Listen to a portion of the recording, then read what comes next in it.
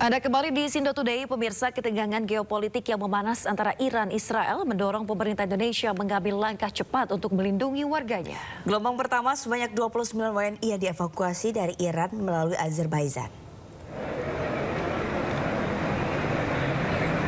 Proses evakuasi WNI ini dilakukan secara bertahap dalam beberapa gelombang. Evakuasi ini sebagai buntut eskalasi konflik antara Israel melawan Iran ditambah campur tangan Amerika Serikat yang membuat situasi semakin memanas. Sebanyak 97 WNI yang sudah berada di BAK akan dipulangkan secara bertahap menggunakan pesawat komersial.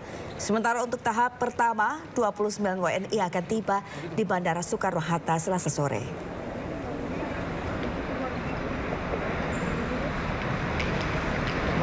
Alhamdulillah tadi kurang lebih pukul 17.35 ya, dari 97 orang yang sudah kita evakuasi, 11 orang ya sudah tiba di Jakarta ya.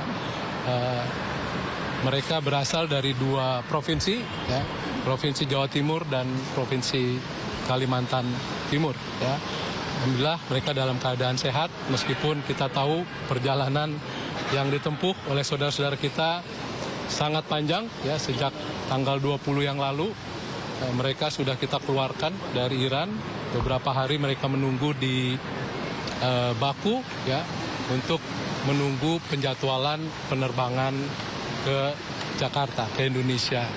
Dan teman-teman seperti pahami ya, sejak serangan konflik terjadi khususnya pada saat Amerika Serikat juga melakukan serangan terhadap 3 fasilitas nuklir di Iran. Kita menerima informasi dari berbagai media dan juga laporan dari perwakilan kita di kawasan Timur Tengah, khususnya di kawasan Teluk, bahwa sudah terjadi tadi malam ya beberapa gangguan penerbangan ya, disrupsi terhadap penerbangan internasional ya, karena misalnya tadi malam Qatar ya telah menutup wilayah udaranya selama beberapa jam dan dampaknya adalah terjadinya gangguan jadwal penerbangan, termasuk ya jadwal penerbangan yang digunakan oleh 11 WNI kita yang sudah kita keluarkan dari Teheran ya. Jadi sebetulnya selain yang 11 orang itu sudah siap 29 orang ya, jadi sisa 18 ya, mereka sudah dijadwalkan sebetulnya akan tiba di Jakarta hari ini juga sore tadi, namun karena terkena gangguan penerbangan karena mereka menggunakan maskapai Qatar Airways ya, penerbangan mereka dari Baku ya, menuju Jakarta, menuju Doha sempat terganggu. Bahkan 2 pesawat yang mengangkut 18 orang saudara-saudara kita ini sempat dialihkan ke Jeddah ya, Arab Saudi selama beberapa jam tersandar di sana. Tapi alhamdulillah 18 saudara-saudara kita tersebut sudah berhasil diterbangkan dari Jeddah menuju Doha ya. Saat ini nanti Pak Direktur Yuda bisa menyampaikan detailnya. Saat ini kita masih menunggu jadwal penerbangan dari Doha menuju Jakarta. Terima kasih masih bersama kami di Sindo Today, pemirsa. Masa menolak aturan soal overdimension overload atau odol. Ratusan pengemudi truk di Jawa Tengah dan NTB menggelar aksi unjuk rasa.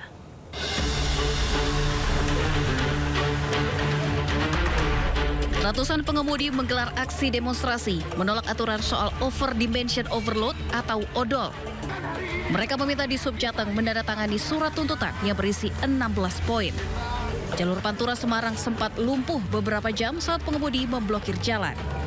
Masa pendemo menuntut kepada pemerintah untuk merevisi Undang-Undang Nomor 22 Tahun 2009 tentang Undang-Undang Lalu Lintas dan Angkutan Jalan yang menurut sopir, undang-undang tersebut merugikan sopir truk. Setelah berjalan cukup lama, perwakilan massa pendemo dari berbagai daerah dan asosiasi diterima oleh Kepala Dishub Jateng dan polisi.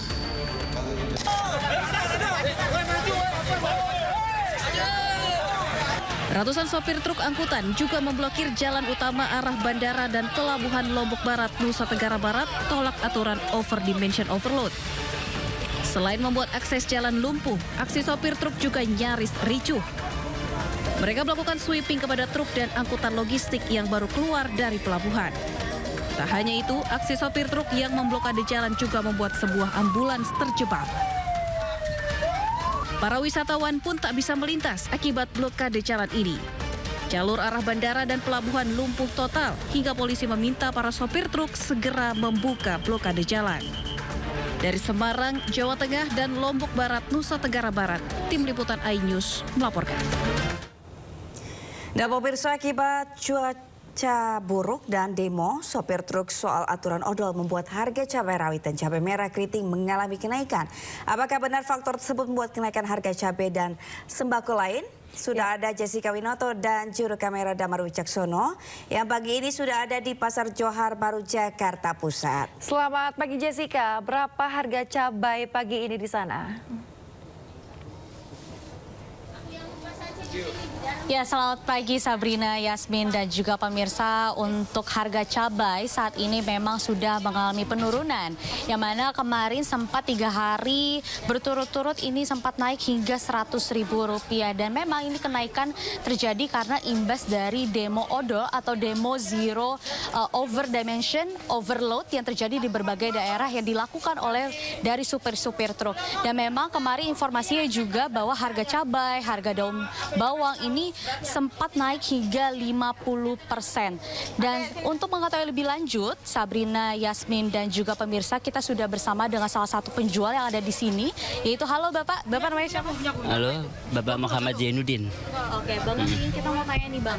Untuk dari yang kemarin kan sempat demo odol nih Pak, yang dilakukan oleh berbagai dari supir-supir truk.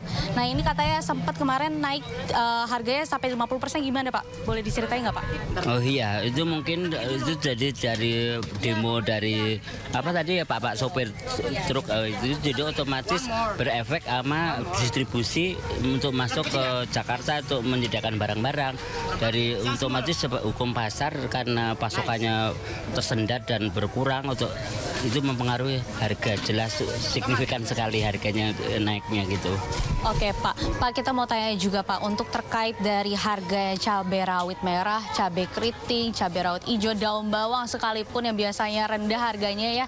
Nah, ini boleh dikasih tahu nggak sih Pak, perbedaan dari yang kemarin sempat naik dan sekarang katanya juga udah mulai menurun, gimana Pak? Ya, itu mungkin efek dari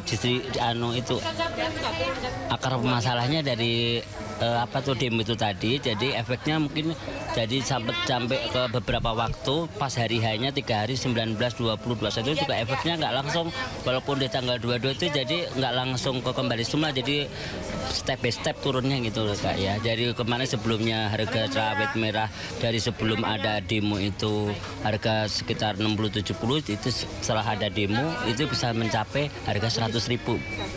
Jadi sekitar 30-25% naiknya. Terus rawit merah dari harga 60 bisa sampai 90. Itu kayaknya menyeluruh sebagai komoditas semua ya, sejenis sayuran semuanya pokoknya pasokannya berkurang semua, otomatis ini mempengaruhi harga di pasaran.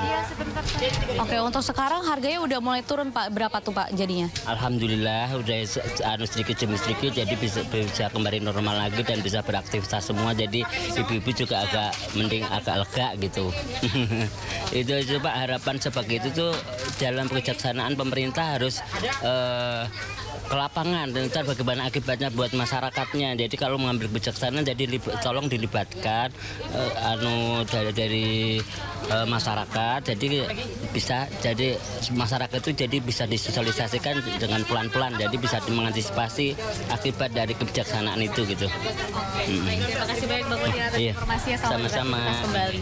Ya baik Sabrina, Yasmin dan juga pemirsa, memang untuk saat ini kondisi harga sudah mulai menurun, yaitu di cabai rawit merah yang sebelumnya saat demo ini mencapai Rp100.000, sedangkan saat ini sudah turun menjadi Rp80.000. Sedangkan untuk cabai keriting itu dari Rp60.000 sekarang dari Rp90.000 sekarang sudah menjadi Rp60.000. Dan saat ini pun juga untuk cabai rawit hijau yang sempat tinggi juga kemarin, yaitu dari Rp80.000 sekarang sudah menjadi Rp60.000. Tentunya ini sudah menjadi perkembangan yang cukup baik bagi para pelanggan dan juga para penjual yang ada di sini karena memang informasinya bahwa demo odol ini dilakukan karena supir truk yang merasa dirugikan atas kebijakan yang muatan yang berlebih akan ditilang, sedangkan untuk muatan dari truk-truk ini tidak dapat dipastikan atau tidak dapat diprediksi berdasarkan dengan kebutuhan para pelanggan. Dan tentunya kita akan terus bertanya-tanya ke depannya. Kita melihat juga situasi yang ada di sini Pasar Johar Baru, Yasmin dan Sabrina dan juga pemirsa. Dan bila mana nanti ada update terbaru, kami akan langsung kabarkan ke Anda. Kembali ke Anda. Baik, terima kasih rekan Jessica melaporkan langsung dari Pasar Johar Baru, Jakarta Pusat. Selamat bertugas kembali.